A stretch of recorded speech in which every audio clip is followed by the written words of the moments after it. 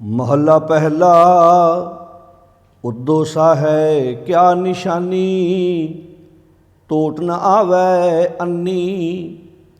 उद्दो सी घरे ही उठी, कूड़ी रन्नी धम्मी।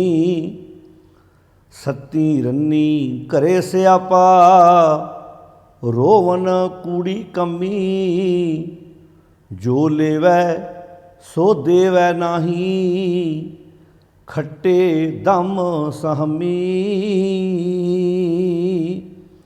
सत्ती रन्नी घरे स्यापा, रोवन कूड़ी कमी। जो लेवै सो देवै नाही, खट्टे दम सहमी। वाहिगुरु जी का खालसा, वाहिगुरु जी की फतेह।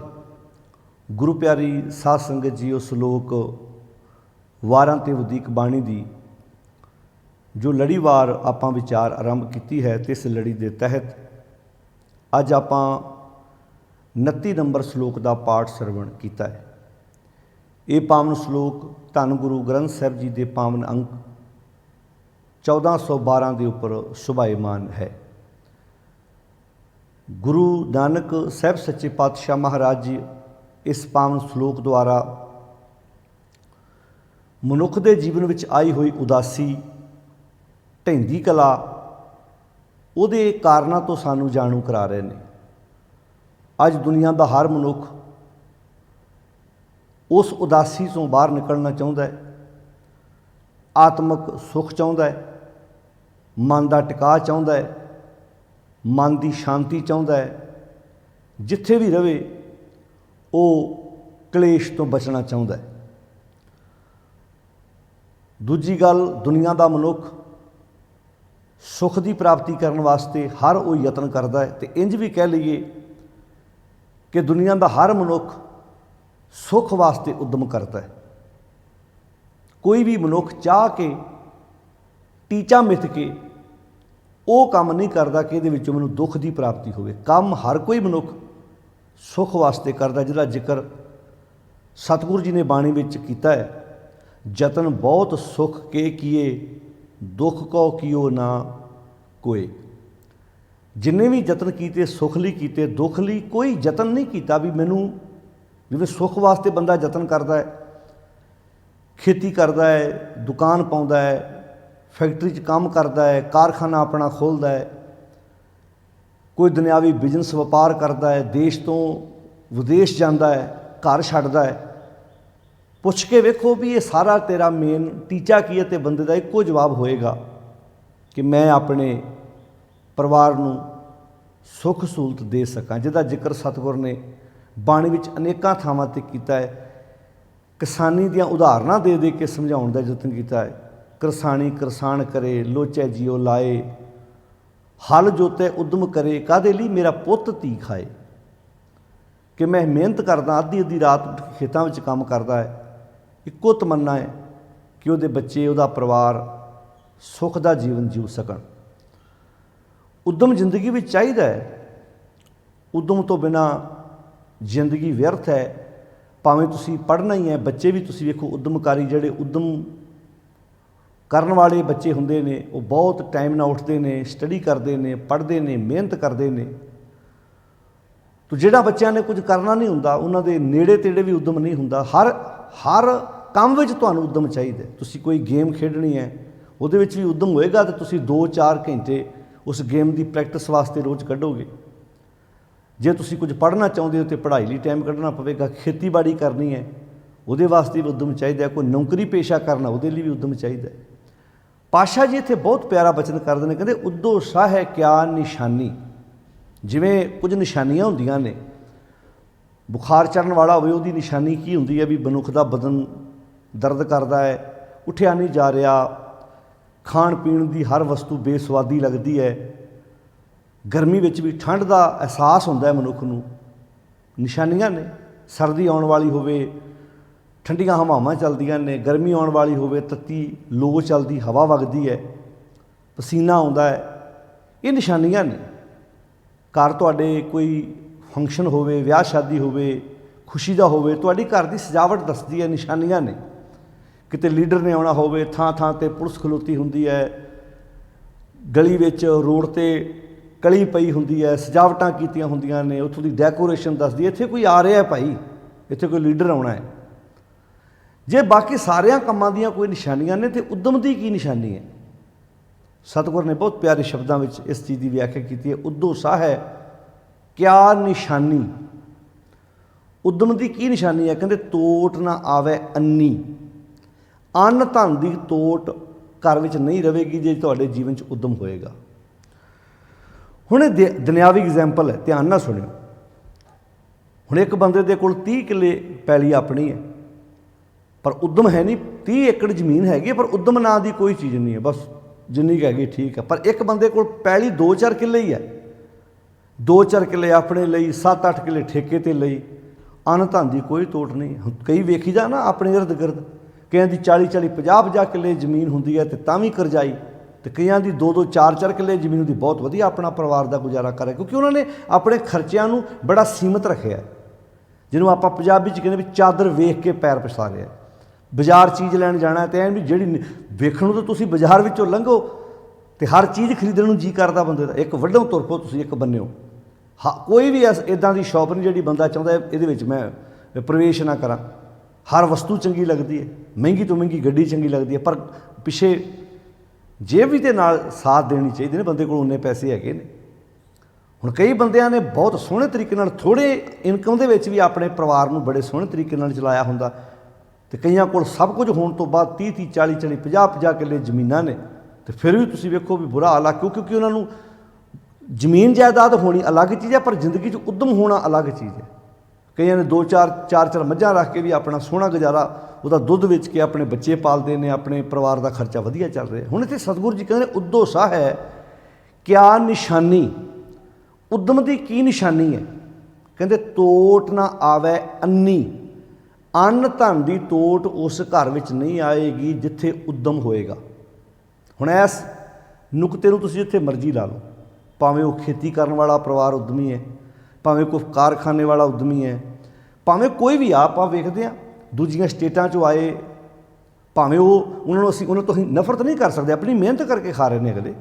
तुसीं वेखो भईए बिहार तो आउंदे ने, इत्थे किद्दां फ्रूट दीयां रेहड़ियां उन्हां दे कोल है, लकड़ दा काम वो कर रहे हैं, टाइलां घरां च वो ला रहे हैं, अगले उद्यम करते हैं, मेहनत करते हैं। इहो काम साडे विदेशों में साडे भैन भरा जाके उत्थे करते हैं, इत्थे उद्यम करके उन्होंने बच्चे चंगे स्कूलों में पढ़ रहे हैं।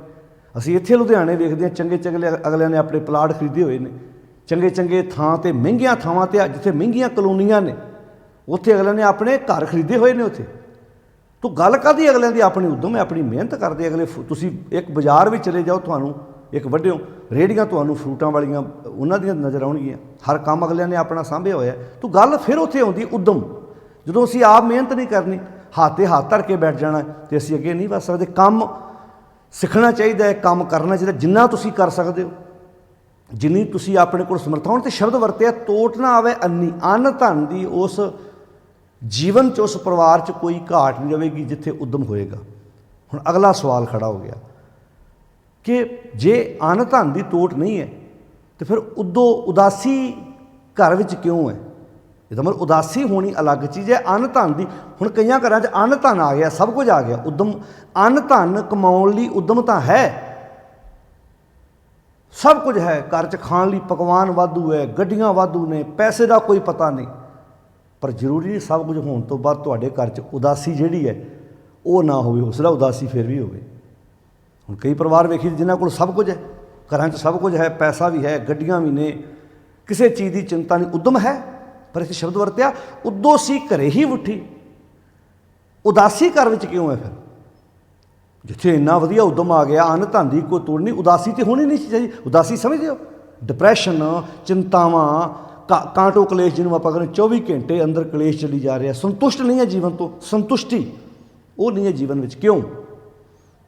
उसका कारण दसिया सतगुर ने। हुण ये कारण सानूं किते होर थोड़ा पता लगना, भज्जे फिरो जिथे मर्जी, उसका कारण सतगुरु जी दस रहे हैं। कहते उद्दोसी घरे ही उठी, अन्न धन की तोट नहीं हैगी, उद्यम की निशानी च कोई शक नहीं। ड्रमा चाटा है, किचन च हर वस्तु पई हुई है, ਡਾਈਨਿੰਗ ਟੇਬਲ ਪਦਾਰਥਾਂ ਨਾਲ ਭਰੇ ਪਏ ਨੇ, ਗੱਡੀਆਂ ਕੱਲੇ ਕੱਲੇ ਜੀ ਕੋ ਹੈਗੀ ਹੈ। ਪਰ ਉਦੋਂ ਸੀ, ਹੁਣ ਦੇਸ਼ ਤੋਂ ਵਿਦੇਸ਼ ਚਲਾ ਗਿਆ, ਘਰ ਵੀ ਬੜਾ ਮਹਿੰਗਾ ਹੈ, ਗੱਡੀ ਵੀ ਕੋਲ ਹੈ, ਕੱਲੇ ਕੱਲੇ ਜੇ 4 ਜੀ ਨੇ, 4 ਜੀਆਂ ਕੋ ਆਪਣੀਆਂ ਆਪਣੀਆਂ ਗੱਡੀਆਂ ਨੇ।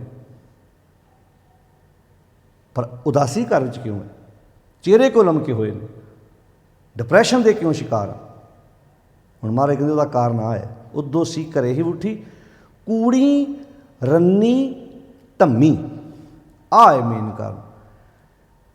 ਜਿਹੜੀਆਂ ਅੰਦਰ ਸਾਡੀਆਂ ਗਿਆਨ ਦੇ ਅਤੇ ਕਰਮ ਅੰਦਰੇ ਨੇ, ਇਹਨੂੰ ਬਾਣੀ 'ਚ ਇੱਥੇ ਸਤਿਗੁਰ ਰੰਨਾ ਸ਼ਬਦ ਵਰਤਿਆ ਹੈ। ਸੱਤੀ ਰੰਨੀ ਘਰੇ ਸਿਆਪਾ। ਹੁਣ ਇੱਟਾਂ ਵਾਲੇ ਘਰ ਦੇ ਵਿੱਚ ਤੇ ਅੰਨ ਧਨ ਦੀ ਕੋਈ ਤੋਟ ਨਹੀਂ ਹੈ, ਪਰ ਜਿਸ ਘਰ ਵਿੱਚ ਮਨ ਬੈਠਾ ਹੈ ਨਾ, ਹੁਣ ਮਨ ਦਾ ਘਰ ਅਲੱਗ ਹੈ, ਤਨ ਦਾ ਘਰ ਅਲੱਗ ਹੈ। ਤਨ ਦੇ ਘਰ ਦੀ ਨੇਮ ਪਲੇਟ ਲੱਗੀ ਹੋਈ ਹੈ, ਇੱਥੇ ਮੇਰੇ ਪਾਪਾ ਜੀ ਰਹਿ ਰਹੇ, ਇੱਥੇ ਬੀਬੀ ਜੀ ਰਹਿ ਰਹੇ, ਇੱਥੇ ਮੈਂ ਰਹਿ ਰਿਹਾ। ਤਨ ਦਾ ਤੇ ਘਰ ਬਣਾ ਲਿਆ, ਪਰ ਇੱਥੇ ਸ਼ਬਦ ਵਰਤਿਆ ਸੱਤੀ ਰੰਨੀ ਘਰੇ ਸਿਆਪਾ। ਇਹ ਕਿਹੜੀਆਂ 7 ਰੰਨਾਂ ਨੇ ਜਿਨ੍ਹਾਂ ਨੇ ਘਰੇ ਸਿਆਪਾ ਪਾਇਆ ਹੋਇਆ? ਉਹ ਕਿਹੜੀਆਂ ਕਿਹੜੀਆਂ? ਉਹ 7 ਰੰਨਾਂ ਕਿਹੜੀਆਂ ਨੇ? 2 ਅੱਖਾਂ, 2 ਕੰਨ, ਮੂੰਹ।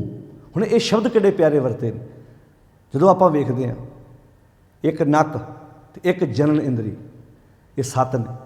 2 ਕੰਨ, 2 ਅੱਖਾਂ, ਮੂੰਹ, ਨੱਕ 6 ਹੋ ਗਏ, ਅਤੇ ਜਨਨ ਇੰਦਰੀ 7 ਹੋ ਗਏ। ਇਹਨਾਂ 7 ਰੰਨੀ ਘਰੇ ਸਿਆਪਾ। ਇਹਨਾਂ 7 ਰੰਨਾਂ ਨੇ ਅੰਦਰ ਸਿਆਪਾ ਪਾਇਆ ਹੋਇਆ। ਕਿਵੇਂ? ਅੱਖਾਂ ਵੇਖ ਕੇ ਕਿਸੇ ਦੀ ਤਰੱਕੀ ਮੱਚ ਜਾਂਦੀਆਂ ਨੇ, ਕੰਨ ਗਲਤ ਸੁਣੀ ਜਾਂਦੇ ਨੇ, ਜਿਹੜੀ ਜ਼ੁਬਾਨ ਹੈ ਉਹਦਾ ਬੋਲਣ 'ਤੇ ਕੰਟਰੋਲ ਹੈ ਨਹੀਂ, ਨਾਸਾਂ ਗਲਤ ਵਸਤੂਆਂ ਦੀ ਸੁਗੰਧੀ ਲੈ ਰਹੀਆਂ ਨੇ, ਅਤੇ ਜਨਨ ਇੰਦਰੀ ਕਾਮ ਵਾਸ਼ਨਾਵਾਂ ਕਿੱਧਰ ਨੂੰ ਤੁਰੀਆਂ ਫਿਰਦੀਆਂ। ਵੇਖ ਲਓ ਅੱਜ ਘਰਾਂ 'ਚ ਸਿਆਪੇ ਪਾਏ ਹੋਏ ਨੇ ਇਹਨਾਂ 7। ਹੁਣ ਦੁਨਿਆਵੀ ਉਦਮ ਦੇ ਨਾਲ ਜਿੱਥੇ ਜਿਸ ਘਰ ਵਿੱਚ ਸਰੀਰ ਰਹਿ ਰਿਹਾ, ਉੱਥੇ ਤੇ ਅੰਨ ਧਨ ਦੀ ਕੋਈ ਤੋਟ ਨਹੀਂ, ਉਹ ਤਾਂ ਤੁਹਾਡੇ ਉਦਮ ਨਾਲ ਆ ਗਿਆ। ਪਰ 7 ਰੰਨੀ ਘਰੇ ਸਿਆਪਾ। ਉਦਾਸੀ ਦਾ ਕਾਰਨ ਆਹ ਹੈ ਵੀ ਆਹ 7 ਰੰਨਾਂ ਨੇ ਘਰੇ ਸਿਆਪਾ ਪਾਇਆ ਹੋਇਆ। ਹੁਣ ਇਹਨੂੰ ਬਾਣੀ 'ਚ ਇੰਝ ਵੀ ਲਿਖਿਆ ਕਿ ਮ੍ਰਿਗ, ਮੀਨ, ਭ੍ਰਿੰਗ, ਪਤੰਗ, ਕੁੰਚਰ, ਏਕ ਦੋਖ ਵਿਨਾਸ਼।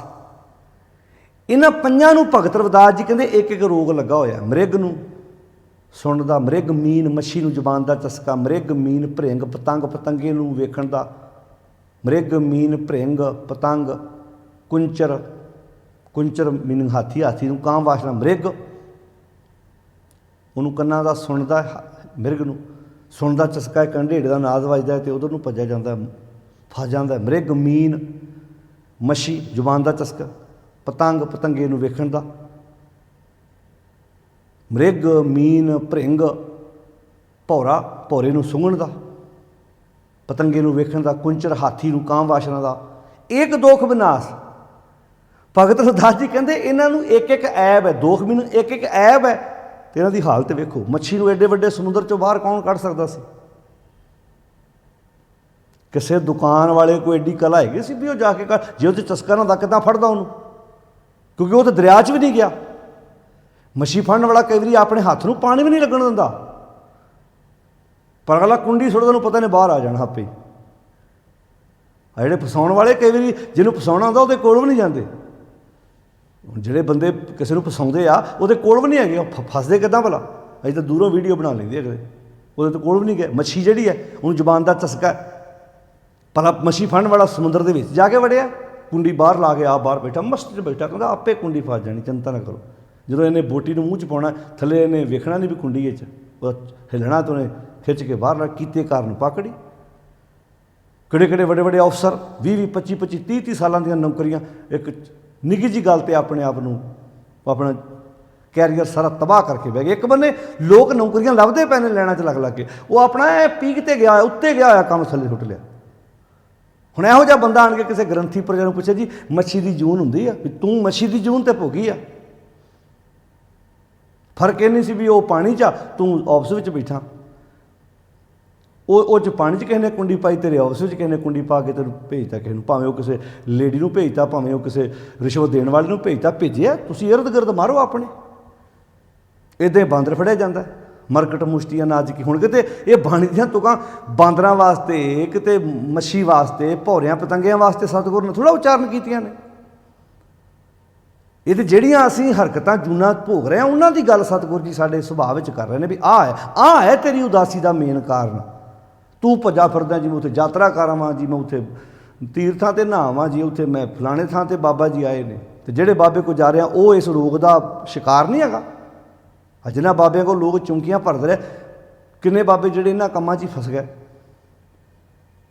ਹੁਣ ਮ੍ਰਿਗ ਮੀਨ ਭ੍ਰਿੰਗ ਪਤੰਗ ਕੁੰਚਰ ਏਕ ਦੋਖ ਬਨਾਸ ਪੰਚ ਦੋਖ ਅਸਾਧ ਜਾਮੈ। ਕਹਿੰਦੇ ਬੰਦੇ ਇਕੱਲੇ 'ਚ ਪੰਜੇ ਹੈਗੇ, ਇਹਨਾਂ 'ਚ ਇੱਕ ਇੱਕ ਸੀ ਤੇ ਆਹ ਹਾਲਤ ਹੈ, ਬੰਦੇ ਤੇ ਇਕੱਲੇ 'ਚ ਪੰਜ ਵਾ ਤਾਂ ਕੀ ਕੀ ਤਕਾਸ ਦੱਸੋ ਭਲਾ ਇਹਦੀ ਹਾਲਤ ਕੀ ਹੋਊਗੀ। ਮਾਧੋ ਅਵਿਦਿਆ ਹਿਤ ਕੀਨ, ਹੇ ਮਾਇਆ ਦੇ ਪਤੀ ਵਾਹਿਗੁਰੂ ਜੀ, ਸੰਸਾਰ ਦੇ ਲੋਕਾਂ ਨੇ ਅਵਿਦਿਆ ਨਾਲ ਹਿੱਤ ਕਰ ਲਿਆ ਵਾ। ਅਵਿਦਿਆ ਸਮਝਦੇ ਹੋ? ਇੱਕ ਹੁੰਦੀ ਵਿਦਿਆ, ਇੱਕ ਹੁੰਦੀ ਅਵਿਦਿਆ। ਇੱਕ ਹੁੰਦੀ ਹੈ ਗਿਆਨ, ਇੱਕ ਹੁੰਦੀ ਅਗਿਆਨਤਾ। ਸਮਾਜ ਦੇ ਲੋਕਾਂ ਨੇ ਅਵਿਦਿਆ ਨਾਲ, ਅਗਿਆਨਤਾ ਨਾਲ, ਬੇਸਮਝੀ ਨਾਲ ਹਿੱਤ ਕਰ ਲਿਆ। ਬੇਸਮਝੀ ਦੀ ਗੱਲ ਕਰੋ ਖੁਸ਼ ਹੁੰਦੇ ਆ। ਪੁੱਠੀ ਜੀ ਮੱਤ ਦਿਓ ਨਾ, ਭਾਈ ਫਲਾਣੇ ਥਾਂ 'ਤੇ ਇੱਦਾਂ ਪੁੱਤ ਬਾਹਰ ਭੇਜਣਾ ਅਤੇ ਇੰਨੇ ਪੈਸੇ ਲੱਗਣਗੇ, ਬਾਹਰ ਜਾ ਕੇ ਏਅਰਪੋਰਟ ਤੋਂ ਇੱਧਰ ਉੱਧਰ ਹੋ ਜੀ। ਉਸ ਵੇਲੇ ਕਿੱਦਾਂ ਭੱਜ ਸੁਣਦੇ ਆ। ਪੁੱਠੇ ਰਾਹ ਦੱਸੋ ਕਿੱਦਾਂ ਕੰਨ, ਚੰਗੀ ਗੱਲ ਸੁਣੋ ਵਾਸੀਆਂ ਆਉਣ ਲੱਗ ਪੈਂਦੀਆਂ। ਅਵਿਦਿਆ ਹਿਤ ਕੀਨ, ਵਿਵੇਕ ਦੀਪ ਮਲੀਨ। ਵਿਵੇਕ ਦਾ ਦੀਵਾ ਮਲੀਨ ਹੋ ਗਿਆ, ਧੁੰਦਲਾ ਹੋ ਗਿਆ। ਦੀਵੇ ਨੇ ਤਾਂ ਰੋਸ਼ਨੀ ਕਰਨੀ ਸੀ, ਦੀਵਾ ਹੀ ਧੁੰਦਲਾ ਹੋ ਗਿਆ। ਅੱਜ ਵਿਵੇਕ ਹੈ ਕਿਸੇ ਕੋਲ? ਪਰਖਣਾ ਦੀ ਚੀਜ਼ ਹੈ? ਪਰਖ ਵਾਲੀ ਗੱਲ ਤੇ ਕੋਈ ਕਰਦਾ ਤਾਂ ਸੁਣਨ ਨੂੰ ਤਿਆਰ ਨਹੀਂ ਹੈ, ਕਿਉਂਕਿ ਮਨੋਜਨ ਦੇ ਕੂਪ ਵਾਲਾ ਕੰਮ ਹੋਇਆ ਪਿਆ। ਨਾਨਕ ਤੇ ਨਾ ਰਸਲ ਖਰ ਵਾਲੀ ਗੱਲ ਬਣੀ ਪਈ ਹੈ। ਜੇ ਬਿਨ ਗੁਣ ਗਰਭ ਕਰਨ ਤਾਂ ਵੀ ਹੰਕਾਰ ਸਿਰ 'ਤੇ ਚੱਕਿਆ ਹੋਇਆ ਵਾ ਅਤੇ ਗੁਣ ਇੱਕ ਵੀ ਪੱਲੇ ਨਹੀਂ। ਤਾਂ ਹੁਣ ਇੱਥੇ ਮੇਨ ਕਾਰਨ ਦੱਸਿਆ, ਕਹਿੰਦੇ ਉਦੋਂ ਸੀ ਘਰੇ ਹੀ ਉੱਠੀ। ਹੁਣ ਘਰ ਸ਼ਬਦ ਹੁਣ ਧਿਆਨ ਨਾਲ ਸੁਣਿਓ। ਇੱਟਾਂ ਵਾਲੇ ਘਰ 'ਚ ਤੁਹਾਡੇ ਉਦਮ ਨਾਲ ਆਟਾ, ਦਾਲ, ਸਬਜ਼ੀਆਂ, ਗੁੜ ਸਭ ਕੁਝ ਆ ਜੂ, ਇਹ 'ਚ ਕੋਈ ਸ਼ੱਕ ਨਹੀਂ, ਤੁਹਾਡੇ ਉਦਮ ਨਾਲ। ਪਰ ਜ਼ਰੂਰੀ ਨਹੀਂ ਇਹ ਸਭ ਕੁਝ ਹੋਣ ਤੋਂ ਬਾਅਦ ਤੁਹਾਡੀ ਜ਼ਿੰਦਗੀ ਵਿੱਚ ਉਦਾਸੀ ਜਿਹੜੀ ਹੈ ਉਹ ਨਾ ਹੋਵੇ। ਉਦਾਸੀ ਹੋ ਸਕਦੀ ਹੈ, ਉੱਥੇ ਬੜੇ ਬੜੇ ਪਰਿਵਾਰ, ਤੁਸੀਂ ਵੱਡੇ ਵੱਡੇ ਪੈਸਾ ਸਭ ਕੁਝ ਹੈ, ਫਿਰ ਵੀ ਉਦਾਸੀ ਹੈ। ਵੈਸੇ ਸਾਡੀ ਸੰਸਾਰ ਦੀ ਇੱਕ ਆਦਤ ਹੈ, ਜੋ ਚੀਜ਼ ਨਹੀਂ ਹੈਗੀ ਨਾ, ਜੋ ਚੀਜ਼ ਸਾਡੇ ਕੋਲ ਨਹੀਂ ਹੈਗੀ ਉਹਦੀ ਟੈਨਸ਼ਨ, ਜੋ ਹੈ ਉਹਦਾ ਆਨੰਦ ਨਹੀਂ ਅਸੀਂ ਲੈ ਰਹੇ, ਜੋ ਨਹੀਂ ਹੈਗੀ ਉਹਦੀ ਬਹੁਤ ਜ਼ਿਆਦਾ ਟੈਨਸ਼ਨ ਹੈ ਸਾਨੂੰ। ਜੋ ਅਸੀਂ ਰੋਟੀ ਖਾ ਰਹੇ ਹਾਂ, ਜੋ ਸਾਡੇ ਕੋਲ ਪਕਵਾਨ ਹੈ, ਜੋ ਸਾਡੇ ਕੋਲ ਸਾਹਮਣੇ ਪਿਆ, ਉਹਦਾ ਆਨੰਦ ਨਹੀਂ ਅਸੀਂ ਲੈ ਰਹੇ। ਜੋ ਸਾਡੇ ਕੋਲ ਨਹੀਂ ਹੈਗਾ ਅਸੀਂ ਉਹ ਸੋਚ ਕੇ ਅਸੀਂ ਆਪਣੀ ਜ਼ਿੰਦਗੀ 'ਚ ਜਿਹੜੀਆਂ ਬਿਮਾਰੀਆਂ ਨੂੰ ਸੱਦਾ ਪੱਤਰ ਦੇ ਰਹੇ। ਹੁਣ ਸਤਿਗੁਰ ਨੇ ਬਾਣੀ 'ਚ ਐਵੇਂ ਥੋੜ੍ਹਾ ਲਿਖਿਆ ਸੀ ਵੀ ਸੁੱਖ ਨਾਹੀਂ ਬਹੁਤਾ ਧਨ ਖੱਟ ਹੈ, ਸੁੱਖ ਨਾਹੀਂ ਬਹੁਤਾ ਧਨ ਖੱਟ ਹੈ। ਹੁਣ ਦੁਨੀਆ ਦੇ ਲੋਕ ਆਂਦੇ ਵੀ ਇਹਦੇ ਕੋਲ ਹਾਸਾ ਪਤਾ ਕਿਉਂ ਨਹੀਂ ਹੈਗਾ, ਕਹਿੰਦੇ ਇਹਦੇ ਕੋਲ ਪੈਸਾ ਹੈ ਨਹੀਂ।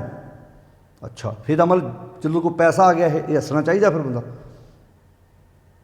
ਐਸ ਭੁਲੇਖੇ 'ਚੋਂ ਸਤਿਗੁਰ ਦੀ ਬਾਣੀ ਬਾਹਰ ਕੱਢਦੀ। ਹੁਣ ਇਹਦਾ ਅਰਥ ਇਹ ਨਾ ਸਮਝੋ ਪੈਸਾ ਨਹੀਂ ਚਾਹੀਦਾ, ਇਹਦਾ ਅਰਥ ਇਹ ਵੀ ਨਹੀਂ ਕਿ ਪੈਸਾ ਚਾਹੀਦਾ ਹੈ, ਕਮਾਓ, ਉਦਮ ਕਰੋ, ਤੁਹਾਡੇ ਕੋਲ ਸਭ ਕੁਝ ਹੋਵੇ, ਚੰਗੀ ਗੱਡੀ ਹੋਵੇ, ਚੰਗਾ ਘਰ ਹੋਵੇ, ਰਹਿਣ ਸਹਿਣ।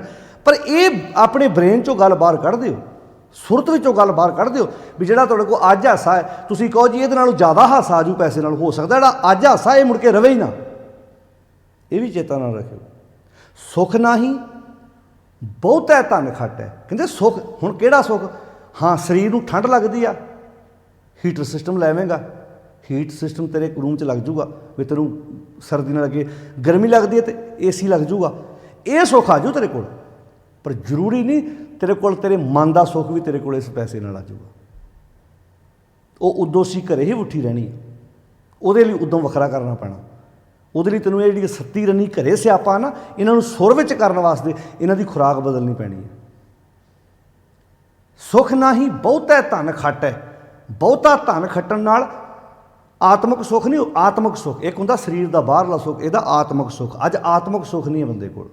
ਸੁੱਖ ਨਾਹੀਂ ਬਹੁਤਾ ਧਨ ਖੱਟ ਹੈ। ਸੁੱਖ ਨਾਹੀਂ ਪੇਖੇ ਨਿਰਤ ਨਟ। ਨਿਰਤ ਨਟ ਸਮਝੋ, ਕਈਆਂ ਨੂੰ ਘੁੰਮਣ ਦਾ ਬੜਾ ਸ਼ੌਂਕ ਹੁੰਦਾ ਵੀ ਘੁੰਮਣ ਜਾਣਾ ਜੀ, ਫਲਾਣੇ ਥਾਂ 'ਤੇ ਪਹਾੜੀਆਂ ਵੇਖਣ ਜਾਣੀਆਂ, ਫਲਾਣੇ ਥਾਂ 'ਤੇ ਪਹਾੜ ਵੇਖਣ ਜਾਣਾ ਹੈ। ਅੱਜ ਪਿਕਚਰ ਥੀਏਟਰ 'ਚ ਲੱਗੀ ਆ, ਅੱਜ ਮੂਵੀ ਵੇਖ ਕੇ ਆਉਣੀ ਪਰਿਵਾਰ ਸਮੇਤ। ਜਾਓ, ਜੰਮ ਜੱਬ ਜਾਓ, ਜਾਣ ਤੋਂ ਘੁੰਮਣਾ ਥੋੜ੍ਹਾ ਕਰਦਾ।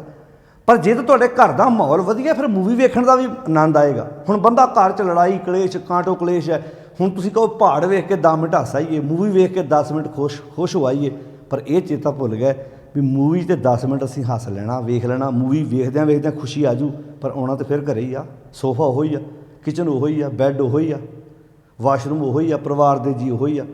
ਜੇ ਤੁਸੀਂ ਘਰ ਦਾ ਮਾਹੌਲ ਨਹੀਂ ਵਧੀਆ ਬਣਾ ਪਾਏ ਤੇ ਬਾਹਰੋਂ ਘੁੰਮਣ ਨਾਲ ਤੁਹਾਡੇ ਘਰ ਸ਼ਾਂਤੀ ਕਿੱਦਾਂ ਆ ਜਾਊਗੀ? ਅੱਜ ਕਈ ਵੇਖਿਆ, ਕਈ ਵਾਰੀ ਆਪਾਂ ਕੋਈ ਕਮੇਡੀਅਨ ਦੀ ਕੋਈ ਕਲਿੱਪ ਵੇਖਦੇ ਆਪਾਂ ਹਾ ਹਾ ਹਾ ਕਰਕੇ ਹੱਸਦੇ ਹਾਂ, ਉਹ ਜੋ ਹੀ ਕਲਿੱਪ ਖਤਮ ਹੁੰਦਾ ਆਪਣੇ ਫਿਰ ਚਿਹਰੇ 'ਤੇ ਉਦਾਸੀ ਆ ਜਾਂਦੀ। ਇਹ ਆਰਟੀਫਿਸ਼ਲ ਹੈ, ਨਕਲੀ ਹੈ ਹਾਸਾ ਸਾਡਾ। ਵੀ ਉਹਨੇ ਗੱਲ ਹਾਸੇ ਕੀਤੀ, ਸਾਡੇ ਕੋਲ ਹਾਸਾ ਆ ਗਿਆ, ਇਹਦਾ ਮਤਲਬ ਸਾਡਾ ਹਾਸਾ ਮੁਹਤਾਜ ਆ ਨਾ। ਇੱਕ ਹੁੰਦਾ ਆਪਣੇ ਕੰਮ 'ਚੋਂ ਹਾਸਾ ਲੱਭਣਾ। ਤੁਸੀਂ ਚੰਗੇ ਕੰਮ ਕਰੋ, ਆਪਣੇ ਆਪ ਨੂੰ ਬਿਜੀ ਕਰ ਦਿਓ। ਕਈ ਫੁੱਲਾਂ ਨੂੰ ਗੋੜਦਿਆਂ, ਕਿਆਰੀਆਂ ਗੋੜਦਿਆਂ ਵਿੱਚੋਂ ਹਾਸਾ ਲੱਭ ਰਿਹਾ। ਅੱਜ ਵੇਖ ਭਾਈ, ਮੇਰੀਆਂ ਆਪਣੇ ਹੱਥ ਦੀਆਂ ਲਾਈਆਂ ਵੱਲਾਂ ਨੂੰ ਤਰ੍ਹਾਂ ਲੱਗੀਆਂ ਹੋਈਆਂ ਨੇ। ਅੱਜ ਭਿੰਡੀਆਂ ਆਪਣੇ ਹੱਥੀਂ ਮੈਂ ਤੋੜੀਆਂ ਨੇ। ਅੱਜ ਮੱਝਾਂ ਨੂੰ ਆਪਣੇ ਹੱਥੀਂ ਨਵਾਇਆ। ਅੱਜ ਮੈਂ ਖੇਤਾਂ 'ਚ ਕੰਮ ਕਰਕੇ ਆਇਆ। ਅੱਜ ਮੈਂ ਆਪਣੇ ਹੱਥੀਂ ਆਪਣੀ ਮਾਤਾ ਦੀ ਸੇਵਾ ਕੀਤੀ ਹੈ। ਅੱਜ ਮੈਂ ਆਹ ਕੀਤਾ। ਇਹ ਖੁਸ਼ੀ ਆਰਟੀਫਿਸ਼ਲ ਥੋੜ੍ਹਾ ਹੈ। ਇਹ ਉਹ ਫੁੱਲ ਥੋੜ੍ਹਾ। ਹੁਣ ਇੱਕ ਅਸਲੀ ਫੁੱਲ ਹੈ ਜਿਹਦੇ ਵਿੱਚੋਂ ਸੁਗੰਧੀ ਆਉਂਦੀ ਹੈ। ਹੌਸਲਾ ਅਸਲੀ ਫੁੱਲ ਜਿਹੜੇ ਆ ਉਹ ਵੇਖਣ ਨੂੰ ਐਡੇ ਵਧੀਆ ਲੱਗਣ, ਪਰ ਸੁਗੰਧੀ ਕਮਾਲ ਦੀ ਆ ਰਹੀ ਹੈ। ਨਕਲੀ ਫੁੱਲ ਤੁਸੀਂ ਵੇਖੋ ਕਿੱਦਾਂ ਪਏ ਹੁੰਦੇ ਸਾਡੇ ਘਰ, ਸੁਗੰਧੀ ਥੋੜ੍ਹਾ ਆਏਗੀ। ਅੱਜ ਸਾਡਾ ਜੀਵਨ ਵੀ ਨਕਲੀ ਫੁੱਲਾਂ ਵਰਗਾ ਬਣ ਗਿਆ, ਜਿਹੜਾ ਵੇਖਣ ਨੂੰ ਬਹੁਤ ਵਧੀਆ ਹੈ ਪਰ ਸੁਗੰਧੀ ਨਹੀਂ ਆ ਰਹੀ ਵਿੱਚੋਂ, ਖੂਬਸੂਰਤੀ ਹੈ ਨਹੀਂ ਵਿੱਚੋਂ। ਤਾਂ ਇਹ ਗੱਲ ਬਹੁਤ ਕਮਾਲ ਦੀ ਜਿਹੜੀ ਸਤਿਗੁਰੂ ਨੇ ਇੱਥੇ ਕੀਤੀ ਹੈ। ਸੁਖ ਨਾਹੀ ਬਹੁਤੈ ਧਨ ਖਾਟੈ, ਸੁਖ ਨਾਹੀ ਪੇਖੈ ਨਿਰਤ ਨਾਟੇ। ਸਮਝਿਓ, ਸਰਕਸ ਵੇਖਾਉਣੀ, ਮੂਵੀ ਵੇਖਾਉਣੀ, ਵੇਖੋ, ਵੇਖਣ ਤੋਂ ਕੋਈ ਮਨਾ ਥੋੜ੍ਹਾ, ਆਪਾਂ ਕੋਈ ਮਨਾ ਥੋੜ੍ਹਾ ਕਰ ਸਕਦੇ ਹਾਂ ਵੀ ਵੇਖ ਭਾਈ, ਪਰ ਇਹ ਭੁੱਲ ਜਾ ਵੀ ਇਹਨੂੰ ਵੇਖਣਾ ਸੁੱਖ ਆ ਜਾਣਾ। ਆਤਮਿਕ ਸੁੱਖ ਦਾ ਸੰਬੰਧ ਹੋ ਰਿਹਾ। 10 ਮਿੰਟ ਹੱਸ ਲੇਗਾ, ਉੱਥੇ ਕੋਈ ਹਾਸਿਆ ਕੋਈ ਗੱਲ ਨਹੀਂ। ਸੁਖ ਨਾਹੀ ਬਹੁਤ ਦੇਸ਼ ਕਮਾਏ, ਬੜੇ ਦੇਸ਼ਾਂ 'ਤੇ ਤੇਰਾ ਰਾਜ ਹੋਵੇ, ਇਹਦੇ ਨਾਲ ਵੀ ਤੈਨੂੰ ਆਤਮਿਕ ਸੁੱਖ ਨਹੀਂ ਮਿਲਣਾ। ਹਾਂ, ਇੰਨਾ ਹੁਸਨ ਤੇ ਹੋ ਸਕਦਾ ਕਿ ਮੇਰਾ ਭਾਈ ਇੰਨੇ 'ਤੇ ਸਿੱਕਾ ਚੱਲਦਾ। ਜਿਹੜੇ ਹੁਣ ਜਿਨ੍ਹਾਂ ਦੀ ਰੇਸ ਲੱਗੀ ਹੋਈ ਹੈ ਕਿ ਅਸੀਂ ਸਾਰੇ ਦੁਨੀਆ 'ਤੇ ਰਾਜ ਕਰੀ ਜਾਂ ਅਸੀਂ ਇੰਨੇ ਨੰਬਰ 'ਤੇ ਆ ਜਾਈਏ, ਇਹ ਕੀ ਲੱਭ ਰਿਹਾ ਭਲਾ? ਇੱਕ ਤਾਂ ਰੋਟੀ ਦਾਲ ਦੀ ਲੜਾਈ ਇਹਨਾਂ ਦੀ ਲੜਾਈ ਹੈ ਸਟੇਟਸ ਦੀ, ਵੀ ਬਹੁਤ ਦੇਸ਼ ਕਮਾਏ, ਵੀ ਅਸੀਂ ਦੁਨੀਆ ਦੇ ਅਮੀਰ ਲੋਕਾਂ ਵਿੱਚੋਂ ਕਿਤੇ ਇੱਕ ਨੰਬਰ 'ਤੇ ਆ ਜਾਈਏ ਨਾ ਮਰਨ ਤੋਂ ਪਹਿਲਾਂ। ਕਿਆ ਬਾਤ ਹੈ ਜੀ, ਭਾਵੇਂ ਸਵੇਰੇ ਪ੍ਰਾਣ ਨਿਕਲ ਜਾਣ। ਉਹ ਇਸੇ ਦੌੜ 'ਚ ਕਿੰਨਿਆਂ ਕਿਸਾਨਾਂ ਦੀਆਂ ਲਾਸ਼ਾਂ 'ਤੇ ਪੈਰ ਰੱਖ ਕੇ ਅੱਗੇ ਲੰਘ ਰਹੇ ਨੇ। ਪਰ ਉਦੋਂ ਪਤਾ ਲੱਗਣਾ ਜਦੋਂ ਆਪਣੇ ਪਰਿਵਾਰ ਦੇ ਕਿਸੇ ਜੀ ਦੀ ਲਾਸ਼ ਪਈ ਹੋਈ। ਨਹੀਂ ਦਿਸਦਾ ਅੱਜ ਜਦੋਂ ਅੱਖਾਂ ਨੂੰ ਇਹ ਜਨੂਨ ਚੜ੍ਹਿਆ ਹੋਵੇ, ਜਦੋਂ ਰਾਜ ਸਤਾ ਦਾ ਹੰਕਾਰ ਸਿਰ ਨੂੰ ਚੜ੍ਹਿਆ ਹੋਵੇ, ਉਦੋਂ ਨਹੀਂ ਪਤਾ ਲੱਗਦਾ ਇਹਨਾਂ ਗੱਲਾਂ ਦਾ।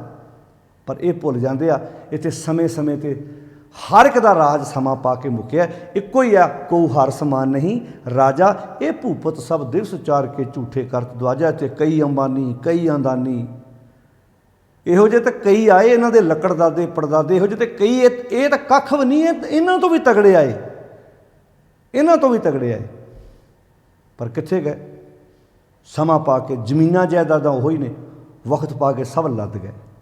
ਪਰ ਇਸ ਕਰਕੇ ਸਤਿਗੁਰੂ ਦੀ ਕਹਿੰਦੇ ਰਾਜ ਕਰਨਾ ਤੇ ਇੱਦਾਂ ਕਰ, ਰਾਜ ਕਰਨਾ ਤੇਰੀ ਪ੍ਰਜਾ ਕਵੇ। ਰਾਜਾ ਹੋਵੇ ਤੇ ਇਹੋ ਜਿਹਾ ਪ੍ਰਜਾ ਦੱਸੇ ਵੀ ਰਾਜ ਪਾ ਕੇ ਇੱਦਾਂ ਦਾ। ਪਿੰਡ ਦਾ ਸਰਪੰਚ ਆਪਣੇ ਆਪ 'ਚ ਕਹੀ ਜਾਓ ਮੈਂ ਕਮਾਲ ਆ, ਉਹ ਤੇ ਪਿੰਡ ਦੇ ਲੋਕਾਂ ਦੱਸਣਾ, ਪਿੰਡ ਦੀਆਂ ਗਲੀਆਂ ਨੇ ਦੱਸਣਾ, ਸਕੂਲ ਦੀ ਗਰਾਊਂਡ ਨੇ ਦੱਸਣਾ, ਪਿੰਡ ਵਿੱਚ ਪਾਣੀ ਦੀ ਟੈਂਕੀ ਨੇ ਦੱਸਣਾ, ਪਿੰਡ ਦੇ ਵਿੱਚ ਲੱਗੇ ਹੋਏ ਥਾਂ ਤੇ ਜਿਹੜੇ ਆ ਉਹ ਸੁੱਖ ਸਹੂਲਤਾਂ ਜਿਹੜੀਆਂ ਦਿੱਤੀਆਂ ਹੋਈਆਂ ਨੇ, ਉਹ ਤੋਂ ਪਤਾ ਲੱਗਣਾ ਵੀ ਪਿੰਡ ਦੇ ਸਰਪੰਚ ਨੇ 1-1 ਰੁਪਈਆ ਪਿੰਡ ਦੇ ਵਿਕਾਸ 'ਤੇ ਲਾਇਆ। ਭਾਈ ਪਿੰਡ ਦੀ ਬਿਊਟੀ ਦੱਸਦੀ ਹੈ, ਸੁੰਦਰਤਾ ਦੱਸਦੀ ਹੈ ਵੀ ਇਸ ਪਿੰਡ ਦਾ ਸਰਪੰਚ, ਇਸ ਇਲਾਕੇ ਦਾ ਕੌਂਸਲਰ ਜਿਹੜਾ ਬਹੁਤ ਇਮਾਨਦਾਰ ਤੇ ਨੇਕ ਇਨਸਾਨ ਹੈ। ਤੋ ਇਹ ਗੁਰਦੇਵ ਪਿਤਾ ਮਹਾਰਾਜ ਇੱਥੇ ਗੱਲ ਕਰ ਰਿਹਾ, ਸੁਖ ਨਾਹੀ ਬਹੁ ਦੇਸ਼ ਕਮਾਏ, ਫਿਰ ਕਿੱਥੇ ਸੁੱਖ? ਤੇ ਸਰਬ ਸੁਖਾ ਸਾਰੇ ਸੁੱਖ, ਹਰ ਗੁਣ ਗਾਏ। ਹਰ ਗੁਣ ਗਾਉਣ ਦਾ ਅਰਥ ਕੀ ਹੈ? ਸੁੱਖ ਦਾ ਇੱਕੋ ਇੱਕ ਤਰੀਕਾ, ਜਦੋਂ ਸਾਡਾ ਮਨ ਉਹ ਰੱਬੀ ਗੁਣਾਂ ਨੂੰ ਧਾਰਨ ਕਰੇਗਾ। ਇਹਨਾਂ ਸੱਤੀ ਰੰਨੀ ਘਰੇ ਸਿਆਪਾ ਆਪਣੇ ਆਪ ਹੀ ਮੁੱਕ ਜਾਣਾ। ਜਦੋਂ ਮੇਰੀਆਂ ਅੱਖਾਂ ਰੱਬੀ ਗੁਣਾਂ ਮੁਤਾਬਕ ਵੇਖਣਗੀਆਂ, ਫਿਰ ਤੇ ਇਹ ਨੇਤਰੋ ਮੇਰਿਓ ਹਰ ਤੁਮੇ ਜੋ ਧਰੀ, ਹਰ ਬਿਨ ਅਵਰ ਨਾ ਦੇਖੋ ਕੋਈ ਵਾਲੀ ਗੱਲ ਬਣੇਗੀ। ਇਹ ਸਰਵਣੋ ਮੇਰਿਓ ਗੱਲ ਹੋ ਜਾਏਗੀ। ਇਹ ਸਰਵਣੋ ਮੇਰਿਓ ਸਾਚਾ ਸੁਣਨੇ ਨੋ ਪਠਾਏ, ਸਾਚਾ ਸੁਣਨੇ ਨੋ ਪਠਾਏ, ਸਰੀਰ ਲਾਏ ਸੁਣੋ ਸਤ ਬਾਣੀ, ਜਿਤ ਸੁਣੀ ਮਨ ਤਨ ਹਰਿਆ ਹੋਆ। ਆਪੇ ਸੱਤੀ ਰੰਨੀ ਘਰੇ ਸਿਆਪਾ ਮੁੱਕ ਗਿਆ। ਅਜੇ ਸਿਆਪਾ ਇਹਨਾਂ ਸੱਤਾਂ ਰਨਾਂ ਨੇ ਪਾਇਆ ਹੋਇਆ। ਇਸ ਕਰਕੇ ਬਾਹਰੀ ਉਦਮ ਦੇ ਨਾਲ ਅੰਨ ਧਨ ਤੇ ਬਹੁਤ ਆ ਗਿਆ, ਪਰ ਉਦੋਂ ਸੀ ਘਰੇ ਹੀ ਉੱਠੀ। ਸੱਤੀ ਰੰਨੀ ਘਰੇ ਸਿਆਪਾ। ਫਿਰ ਸਮਝ ਲਓ 7 ਰਨਾਂ ਕਿਹੜੀਆਂ ਨੇ? 2 ਕੰਨ, 2 ਅੱਖਾਂ, 1 ਮੂੰਹ, ਨਾਸਾਂ ਤੇ 1 ਜਨਨ ਇੰਦਰੀ। ਇਹਨਾਂ ਸੱਤਾਂ ਨੇ ਘਰੇ ਸਿਆਪਾ ਪਾਇਆ ਹੋਇਆ। ਇਹ ਸੱਤੇ ਹੀ ਸਾਨੂੰ ਇਸੇ ਨੂੰ ਆਖਰ ਕਬੀਰ ਹੈ बूढ़ा वंश कबीर का उपजो पूत कमाल। आ है हर का सिमरन छड़ के घर ले आया माल।